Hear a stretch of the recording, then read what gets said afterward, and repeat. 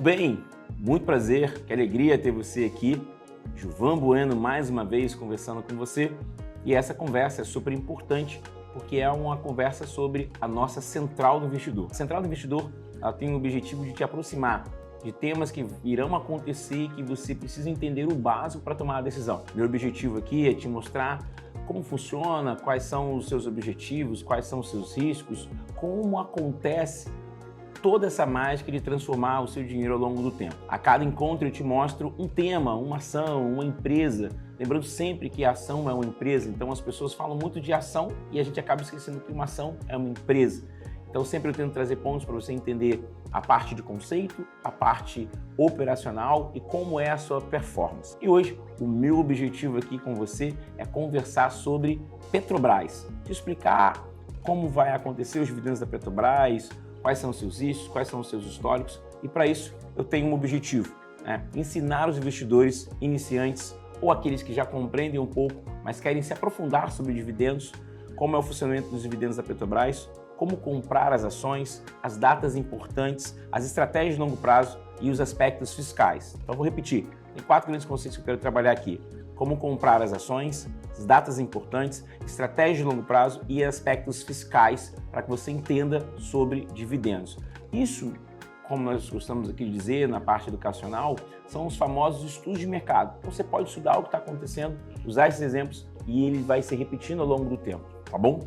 Muito bem, essa estrutura de curso eu pensei em 4 tópicos nesse primeiro momento. Tá? O módulo 1 é uma introdução aos dividendos, onde a gente vai falar o que são dividendos, juros sobre capital próprio, por que a Petrobras distribui dividendos, diferença entre juros sobre capital próprio, dividendos e bonificações, a política de distribuição da Petrobras e seus histórios e perspectivas. No módulo 2, entendendo a Petrobras como empresa, um breve histórico e a importância da Petrobras, uma estrutura acionária entre ações ordinárias e preferenciais, como a estatal gera receita e distribui seus proventos, os riscos e as oportunidades de investir na Petrobras. Módulo 3, eu quero te mostrar como é possível investir nas ações da Petrobras, como abrir uma conta na corretora, como comprar ações Petro 3 e Petro 4, como consultar o calendário de dividendos, o que é uma data de corte, uma data ex de dividendos e os exemplos práticos de simulação de compra.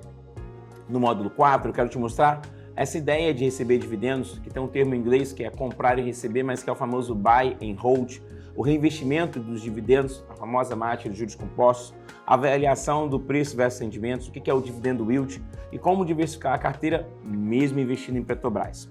No 5º módulo, eu quero te mostrar um pouquinho sobre os aspectos fiscais dos dividendos do JCP, imposto de renda, como você declara, e cuidados para evitar problemas com a receita, e também até as atualizações recentes das regras fiscais e tributárias. No módulo 6 é a ideia de você monitorar e acompanhar as performances com o acesso às autarquias da Petrobras, como interpretar os comunicados e assembleias, ferramentas úteis, o site da B3, site da RI Investidores, aplicativos de finanças e quando você vai considerar vender as ações ou aumentar a posição. Então esses são os 6 capítulos que nós iremos falar. Nesse primeiro momento, eu queria muito trazer aqui para a introdução aos dividendos, e aí a gente vai falar o seguinte: o que são dividendos, qual a diferença entre dividendos e juros de capital próprio, por que a Petrobras distribui dividendos, a diferença entre JCP, dividendos e bonificações e a política de distribuição da Petrobras. Seja muito bem-vindo, nossa jornada começa agora. Primeira questão aqui é toda empresa SA, Sociedade Anônima, ela tem uma lei que determina que ela precisa distribuir 25% do seu lucro líquido. Tá? Se ela tiver um estatuto, então existe um documento muito importante chamado estatuto. O estatuto, ele tem a missão de deixar tudo claro e transparente dos acontecimentos da empresa. Então, se essa empresa não tiver no estatuto uma política de remuneração de dividendos, ela vai seguir a lei, 25%. Então, toda empresa SA de capital aberto distribui seus dividendos. Só que ela tem uma outra remuneração acionista, que é o juros sobre capital próprio, que eu já vou entrar nessa diferença para você. Então, os dividendos, eles saem do lucro líquido da companhia e JCP, ele sai do lucro bruto. Tá?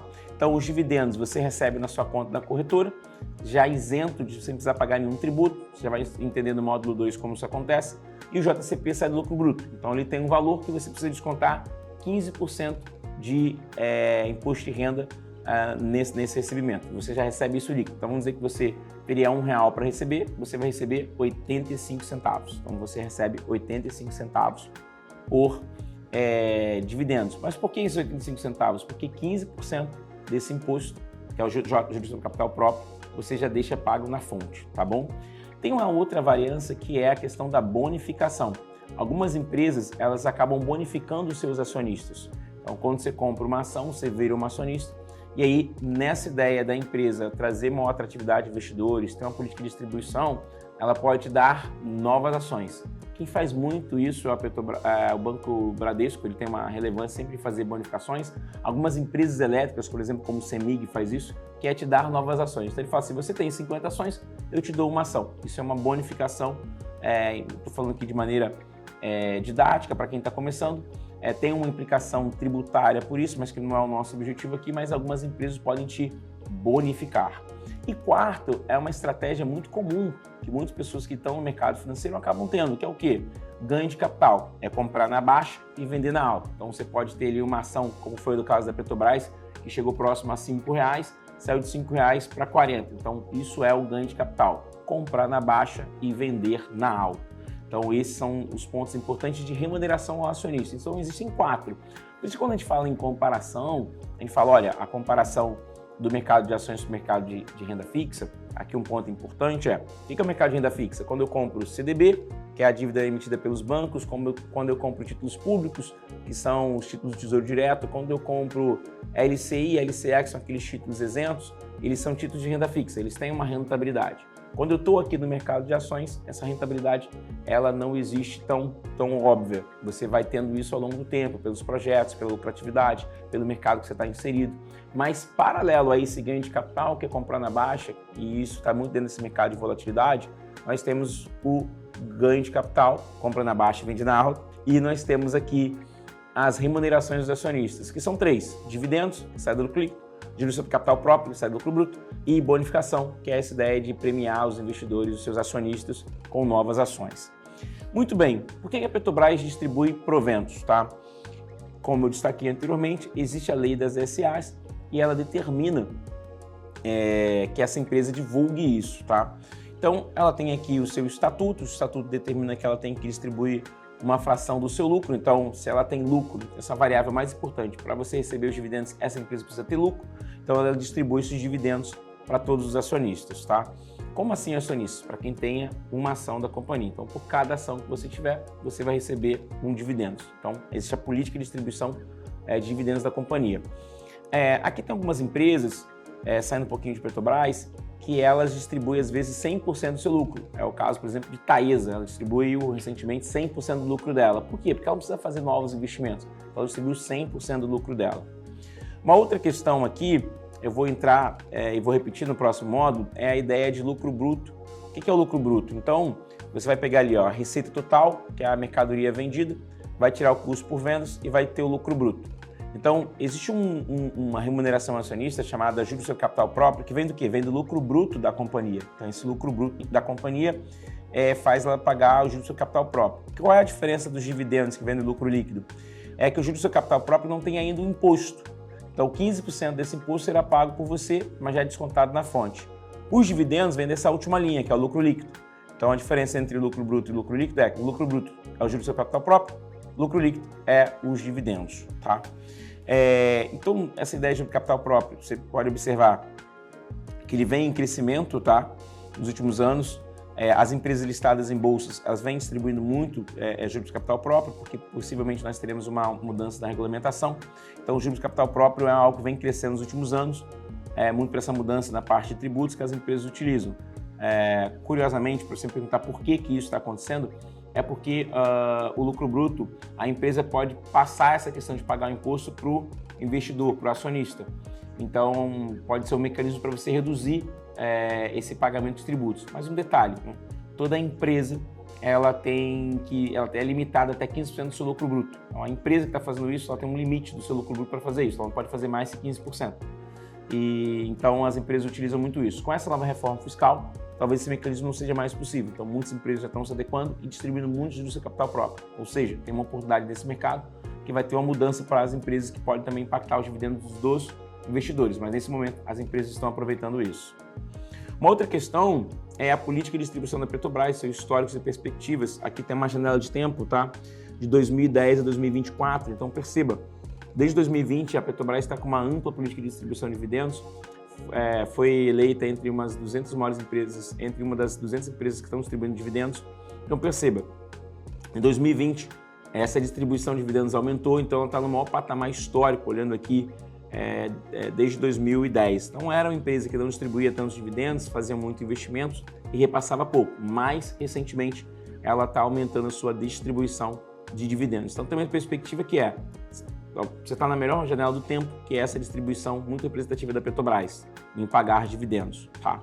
Então, a Petrobras está pagando os maiores dividendos. Ela não tinha esse histórico e voltou a pagar por uma questão de ter feito alguns projetos. Aqui ela consumia, se você olhar 2016, 2015 e 2017, ela estava com alto endividamento. Então, se ela estava com alto endividamento e não estava tendo lucro, ela não distribuía dividendos.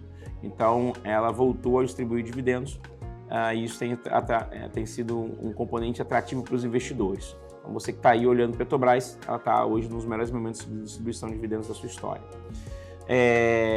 Aqui a gente tem uma visão também de 2018 a 2022, comparando Petrobras e Vale. Petrobras é cinza e Vale é Vale do Rio Doce. A grande empresa de minério é esse laranja, amarelo.